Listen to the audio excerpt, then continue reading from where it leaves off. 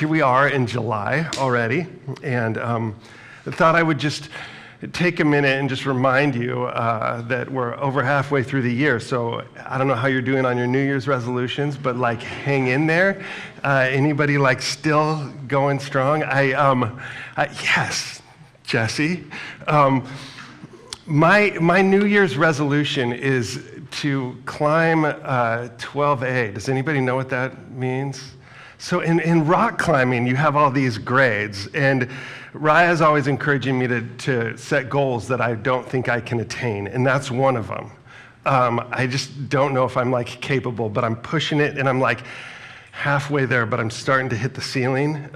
So we'll see how it goes. But my family and I have been, I used to climb forever ago, and then like finally got that bug again to go back like about a year and a half ago, and I love it. I love rock climbing. And one of the reasons that I like it so much is you're pushing yourself right up to the brink of your capacity every single time, right? You're getting to that point where you're like just barely not strong enough, and then you get to push beyond it, which is super satisfying.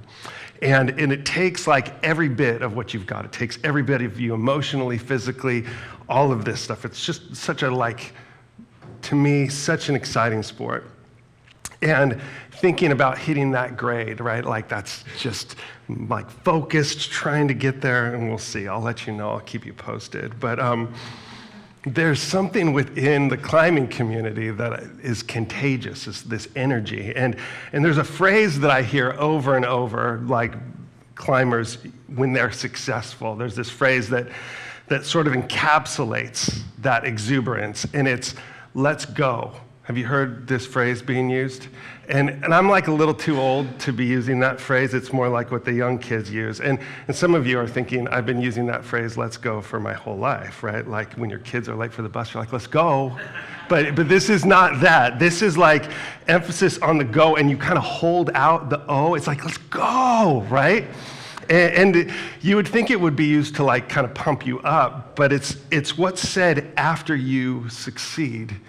When you get to the top and you come down and you have this rush of energy, you're like, let's go, right? And I think it captures something that's like just such a great part of being human, that we just have this longing to push ourselves, or at least that's part of us in there. This thing that like wants more, this thing that wants to test ourselves, this thing that knows that we're like capable of doing hard things. And I think spiritually speaking, there's something in there that we like need. When Jesus says like, look, this is a narrow road and it's hard to walk. Something in there, we need to like channel this, like, oh, let's go. Now, the thing is, there's also some danger with let's go, meaning you kind of need to know where you're going first, right? I was thinking this, I was just at a graduation the other day, and I must have heard that like 100 times, so-and-so graduating summa cum laude, and you would hear from the audience, let's go!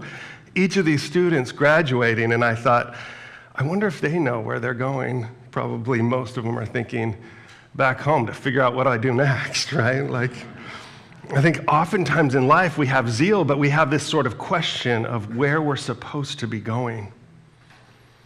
And we've been studying Mere Christianity, and what I've loved about this book is I feel like Lewis is trying to capture this essence. This is the destination. This is where we're going.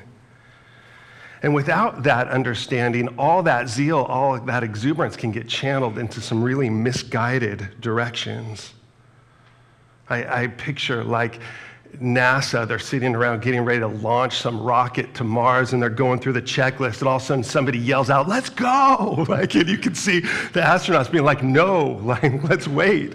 Like, let's calculate this thing before we fire. And we have this wonderful example in Paul, to me, the guy who has written the bulk of our New Testament, who is somebody that was filled with zeal, filled with passion, somebody that strove with everything in him to try to please God, only to realize that he had been going in the wrong direction. In fact, when he looked at that, all that he had accomplished and all that zeal, he looked at it with tremendous regret. He said it's refuse. And so instead of like suppressing that zeal, instead what he ended up having to do is rechannel it towards the true goal.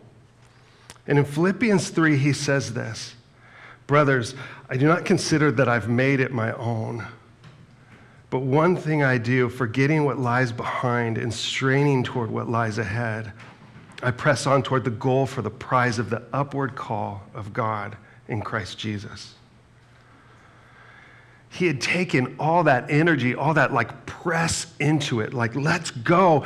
And instead of directing that towards a law or a set of righteousness that he sought to attain for himself, he ended up finding, oh, no. It's a very different goal than that, and it's found in Christ.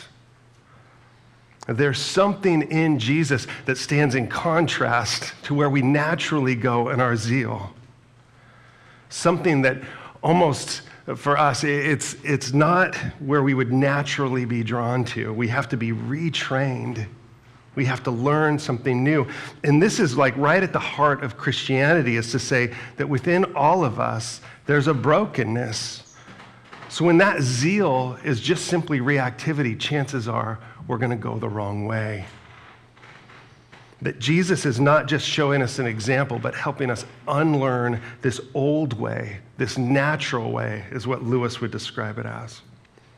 And that way is just simply sin. It's the nature of that. And I love this from Mere Christianity. This is how Lewis describes sin. He says, the natural life in each of us is something self-centered, something that wants to be petted and admired, to take advantage of other lives, to exploit the whole universe.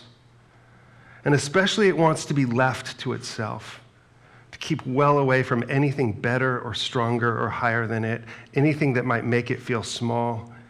It's afraid of the light and the air of the spiritual world, just as people who have been brought up to be dirty are afraid of a bath. And in a sense, it is quite right.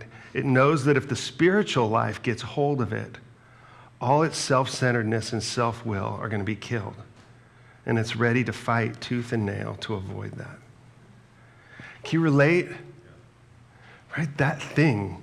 I love how he says that. That thing that wants to be petted. I don't know about you, but I've got that thing. And it's the worst part of me, right? It's the thing that comes up, and when it does, I'm like, oh, there's that thing. And yet, it can be so shiny at times that to feel that sort of adoration, that self-centeredness, it's sweet. It tastes good, at least at first. But there's an addictiveness to it and something that never quite satisfies us. And this thing is at war with this kind of higher nature. When we think about the greater glory, the thing that we truly desire to go for, this thing fights against it. It tells a twisted version of our story. And so what Jesus is embodying is how to be set free from that. And I like how Lewis says it's a battle, that these two things can't coexist as much as we would like them to. In Romans 7, Paul talks about this within himself, this conflict, and he says it like this. These are great verses. I'm so encouraged that Paul is willing to admit this to us all. But he says, I do not understand my own actions, for I do not do what I want to do, but I do the very thing I hate. Now, if I do what I do not want, I agree with the law that it is good. So now it is no longer I who do it, but sin that dwells in me. For I know that nothing good dwells in me that is in my flesh. For I have the desire to do what is right, but not the ability to carry it out. For I do not do the good I want, but the evil I do not want is what I keep on doing. No, if I do what I do not want, it is no longer I who do it, but sin that dwells within me. So I find it to be a law that when I want to do right, evil lies close at hand. For I delight in the law of God in my inner being, but I see in my members another law, waging war against the law of my mind and making me captive to the law of sin that dwells in my members. Wretched man that I am, Who will deliver me from this body of death? And you hear this despair in Paul. He sees the brokenness. In fact, he's going, as I'm getting better, all of a sudden it's like there is evil close at hand. Some of you, as I'm reading that, are going like, yes, this is like last night I'm dealing with this, right? It's this morning on the way to church. It's this thing in me that fights. And so we need to channel that energy, but we need to channel it at the right thing. And that thing within us is this thing that clutches so tightly to our lives. The self-worship, the self-obsession, that's where the battle begins. And I think when Jesus talked to people and held out this invitation, he gave tons of warning about this, but never more specifically to religious people. Isn't that interesting? You would think religion would be the antidote to this, right? What you just need is more rules, more righteousness, just do better things. But the thing is, if we don't get deep down underneath that nature, we just turn religion into another version of the same thing. And this is what Paul saw. This is what Jesus condemned in the Pharisees. When we try to manage our lives based on what is outward, all we do is create, in many ways, a worse problem for ourselves. That we're sitting here with the answer, and then all we're doing is painting, glossing on the outside, and eventually that always goes bad. And I don't know if you pay attention to this stuff, but we live in this world of constant exposure now for things going on in the church. Have you been paying attention to the documentaries that are coming out? You name it, there's one after the next coming out, exposing where the church has focused on the outside to look a certain way, only to have the inside revealed as something unclean. And I don't spend a ton of time watching these things, but they break my heart when I hear about them. Ways where the church professes one thing and then ultimately in the end reveals something really dark and dishonest.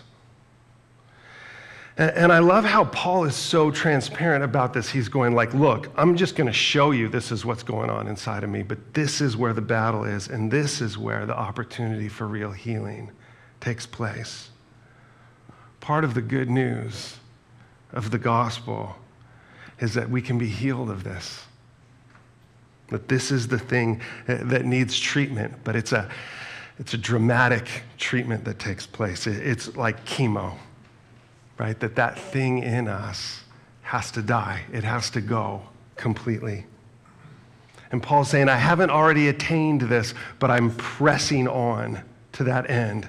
To seek to be like Christ is to die to ourselves. And that's what we've signed up for. That's what we're here, like saying, yes, do this work. Realizing at the same time, my tendency is always to go back and pick it back up. I'd like to think that we could somehow come up with a hybrid version of like the old way and the new way.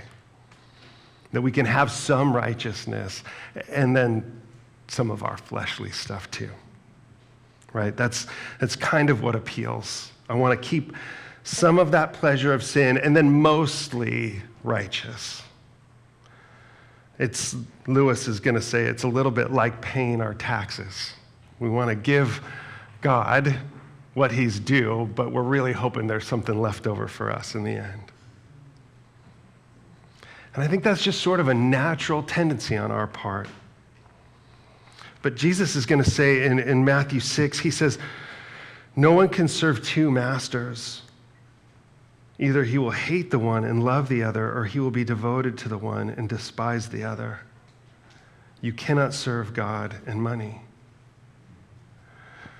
But we're like, let's see, right? Let's give that a try. And so often we end up coming up with our own sort of hybrid version of this. But we're reminded again and again, it never goes that way. What your focus is where you're going to end up going. Where your treasure is, there your heart will be also. It Reminds me of surfing, where you always go where you're looking. Do you know this in surfing? Like when you're looking down the line, your eyes are going to turn your shoulders, which are going to turn your hips, which are going to turn your legs, right? So your head ends up being a huge part of your control. And it's why, like, when people get into sort of a crazy situation, like there's somebody in front of them that they're trying to avoid, so often you go straight at them, right? Or if there's a rock down there that all of a sudden you see, you're like, don't look at it. If you look at it, you're going to go right into it there. And I think for us, you see how Jesus is saying, like, that thing that your eyes are set on, that's where you're going to go. So when you're constantly pulling attention back to yourself, constantly worrying about yourself, obsessing over yourself, that's what's going to get fed. That's the part of you that's going to grow. And when we think of the effort and the energy of the Christian walk, it really is about, like, what we choose to set our eyes on, the things we choose to value, that we are going to be shaped and formed in that direction. That Jesus has done all this work on our behalf to bring us to that point. But if we then take and divert our attention or take that focus and pour it on the wrong things, we're going to continue to be shaped in that direction. This thing in us is going to end up having free reign, the self. And you could look at this and think, why doesn't God just leave us be, right? Why would we have these pleasures and have a God that doesn't want us to just, in the end, be happy? Why would he withhold these things?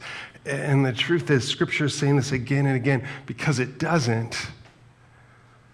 We think it will, and we chase after it. But all those things end up breaking our hearts.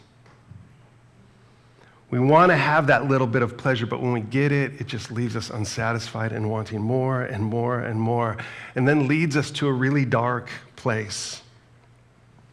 There's a whole book of the Bible written about what happens when we get what we want, and it's called Ecclesiastes. If you want to know what it is like to have every pleasure met, read that book. This is what it's like to have everything that money can buy, every bit of power available, every possession. And the author of the book says this in 2 verse 11, when I surveyed all that my hands had done, what I had toiled to achieve, everything was meaningless and a chasing after the wind. Nothing was gained under the sun. And this, to me, is the lie that we're constantly being handed, is that our happiness lies just one purchase away, or just one more accolade away, or one more promotion or achievement or next thing. If I can just climb 12A, I'll be happy. And you're like, you won't. You won't. And we've seen that story over and over and over again. That the satisfied life of having every pleasure met turns our life into something that's meaningless and small and boring. Reminds me of that line from that Sheryl Crow song where she says, if it makes you happy, it can't be that bad. If it makes you happy, then why the hell are you so sad? And I think we live in that world, don't we? We live in a world where we're surrounded by what should make us happy, and it doesn't. But it doesn't stop us from trying to get more and more and more. And Jesus holds up the answer in defiance of that lie and says the way to true happiness, the way to deep joy and meaning, is to let go of that world. To stop chasing after that thing, to drop it completely. The way is this path that Jesus models for us in humility. That is the way. Now that humility, I need to say, is not like a giving up. That we're made for these two realities. We're made for this glorious thing, but that glorious thing is actually not in contrast to humility. It's protected by it. Humility is this way to experience the deep joy that Jesus is showing us how to be free to really savor that thing. And you know what it's like to not be free, right? It's like you're watching your Instagram, seeing how many likes you've got, right? That's, I hate this about it, but like anytime I would blog and send something out, right? You're like, you get to like check the statistics and see, does anybody care? Does anybody care, right? How many people are reading this? How many people are clicking on this? We live in this world where we're constantly seeking this sort of validation and affirmation. I like how David Brooks said he wrote a book on humility and constantly was checking Amazon to see how the book was doing. So hard, right? This thing in us that just cares so much about what does everybody think? What does everybody think? What is everybody doing? Why am I not invited? How do I curate my life so that it looks a certain way outwardly? And Jesus is saying, don't waste your time. That thing robs you of joy. It creates anxiety. I mean, surprise, surprise, right? As all the statistics are coming out on social media, they're going, this is making people deeply sad. But that won't stop us from averting our eyes. We keep going back to that place. And what Christianity holds up is something that just is completely in contrast to that, right? It's saying forget about yourself and live your life generously towards others. Like when we think, let's go, like that's where we're going, like towards generosity. And it does. It stimulates so much goodness in us when we do taste it. We have to practice that, though. I've been reading this book of these like little aphorisms from Kevin Kelly. I don't know, I enjoy him, but he said it like this, and I thought it was so simple but so good. He says, when you give away 10% of your income, you lose 10% of your purchasing power, which is minor compared to the 110% increase in happiness you'll gain. That yes, there's a cost, and it seems enormous, right? Like, I don't want to let go of this 10% when in fact the joy that you receive from living generously. This is a book of advice that he wished he had learned when he was younger. But this is the invitation. Luke 6:38 says, give and it will be given to you. Good measure, pressed down, shaken together, running over will be put into your lap. For with the measure you use it, it will be measured back to you. And that goodness, that blessing, what is he talking about there? Is he talking about money? No, he's not. He's talking about grace. He's talking about forgiveness there. That when you give that to others, when you pour that out, you are filled to overflowing. I like how he's saying it's spilling over, it's running into your lap. That this is the invitation when we think of the good life. Not in some sort of possession or trying to accumulate all of these things, but in this emptying of ourselves. Again, so counterintuitive, but the more you let go of the self, the more of you give over your own pride and self-centeredness, the greater capacity you have to be able to hold on to that grace, to be filled with it. And I think the deep joy comes by creating that sort of room, living generously, forgiving others, pouring that out, looking for opportunities. This is sort of the secret to life, is that we're surrounded by opportunity to give grace, every single one of us, every single day. It should be the thing that we wake up thinking about. Today, in my life, how do I let go of myself and pour grace on others?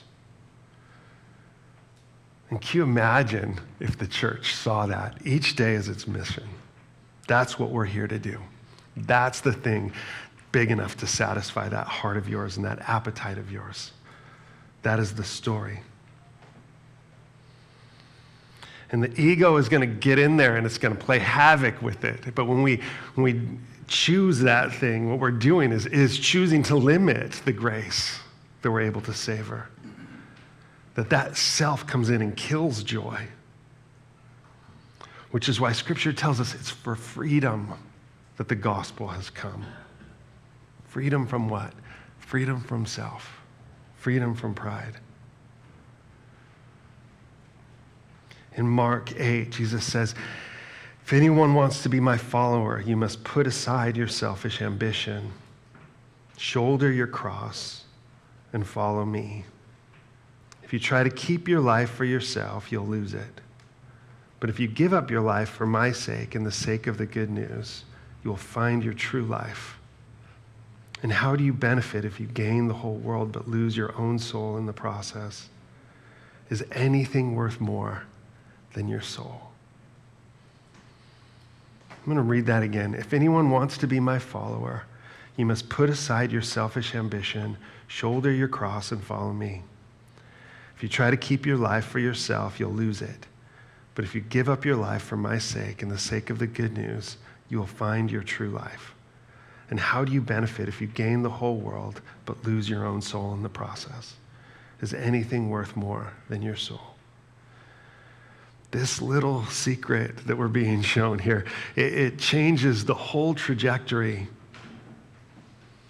That to focus our life on Christ is to follow in his steps. He has done something on our behalf, but we too have to pick up our cross and follow after. And what we find is that is a way down into self-forgetfulness. There's a great story about Lewis that one of his friends tells, where Walter Hooper is writing an introduction to one of his books, and Lewis was becoming popular. Narnia was out, and all these people were checking it out. He had done this BBC thing around Mere Christianity that millions of people had listened to. He was becoming something. And Walter Hooper said, and I'm paraphrasing, but something like, does that mess with you? Or what do you think of all that fame? And Lewis said, one cannot not think of that enough. Can you follow? One cannot not think of that enough. And what I like about that phrase to me is he's not just forgetting something. He's deliberately not thinking about something. The part of the energy that goes into the spiritual life is focusing on what matters, but also not focusing on that thing that distracts us. Not focusing on that thing that drags us down.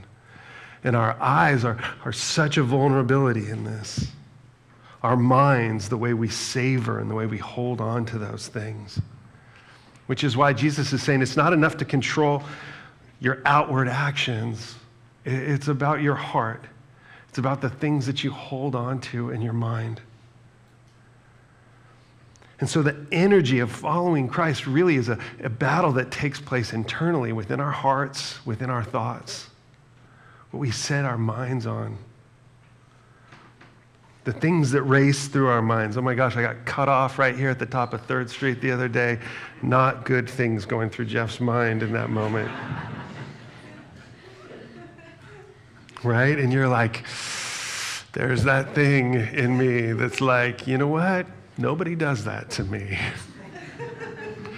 That thing in me that's like, And in these simple little things come these opportunities. God, give me grace. Let me forgive. He's not asking for forgiveness, but let me forgive. Let me respond in grace. Gosh, I have so far to go still. We all do. And Paul's saying, not that I've attained this, but I press on. Like, let's go. How do I, in my heart and mind, seek to demonstrate that sort of compassion and grace towards others? It requires a self-forgetfulness.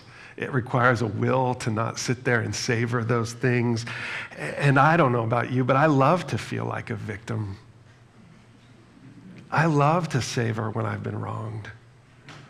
I love to feel the moral high ground. don't you?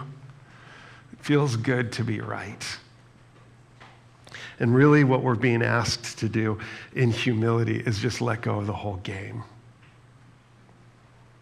By doing that comes the capacity to start doing what we really are here to do. And one of my very favorite quotes from Mere Christianity comes right at the end. And it's where Lewis is describing, this is what this really looks like. It looks sort of invisible.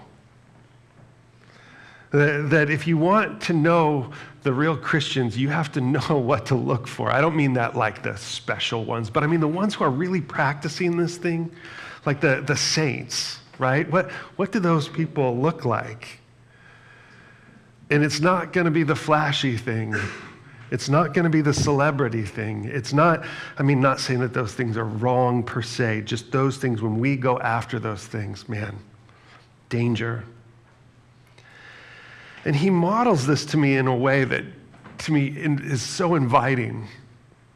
He says this, he says, already the new men and women are dotted here and there all over the earth. Some, as I have admitted, are still hardly recognizable, but others can be recognized. Every now and then one meets them. Their very voices and faces are different from ours. Stronger, quieter, happier, more radiant. They begin where most of us leave off. They are, I say, recognizable, but you must know what to look for. They will not be very like the idea of religious people, which you have formed from your general reading. They do not draw attention to themselves.